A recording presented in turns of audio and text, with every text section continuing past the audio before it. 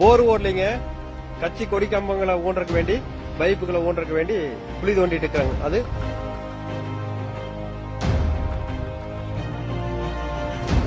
ரோட்ல வந்து இந்த கட்சி கொடி கம்பங்களை ஊனக்கூடாது, ஊன்னா அதுக்குண்டான ஃபைன் கட்டணுங்கிற மாதிரி நீதிமன்ற உத்தரவுகள் இருக்கு. யாரு கண்டுக்கிறா?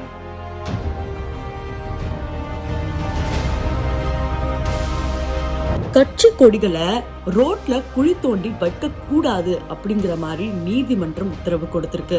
அதன் பிறகும் திமுகவோட கொடிகள் எப்படி நிக்குது?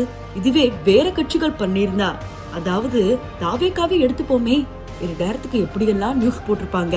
ஆனா இது திமுக அப்படிங்கறதுனால தெரியல.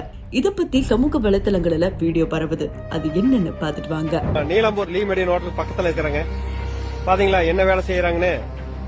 போர் ஓடலிங்க, கட்சி கொடி கம்பங்களை ஊன்றக்கு வேண்டி, பைப்புகளை ஊன்றக்கு வேண்டி குழி தோண்டிட்டு இருக்காங்க. அது ரோட்லயே. அதுவும் இல்லாம ரோட்ல வந்து இந்த கட்சி கொடி கம்பங்களை ஊனக்கூடாது, ஊன்னா அதுக்குண்டான ஃபைன் கட்டணுங்கிற மாதிரி நீதிமன்ற உத்தரவுகள் இருக்கு. யாரு கண்டுக்கிறா? பாருங்களேன், மறுபடி வந்து இந்த ரோடு இதோட மழை வந்துச்சுன்னா இந்த ரோடு இதோட முடிஞ்சது. அடுத்து புதுசா ரோடு போட வேண்டியதா இருக்கு. பைப் எவ்வளவு பெரிய பைப் இருக்கு பாத்தீங்களா? நீ எத்தனை ஓட்டை போட்டு பைப் சொருகு போறாங்க தெரியல. இது போன்ற பல திமுக செய்யற அட்டூழியங்களை நான் வீடியோவா பகிர்ந்திருக்கேன். மறக்காம கீழே இருக்கிற லிங்க்ல செக் பண்ணி பாருங்க.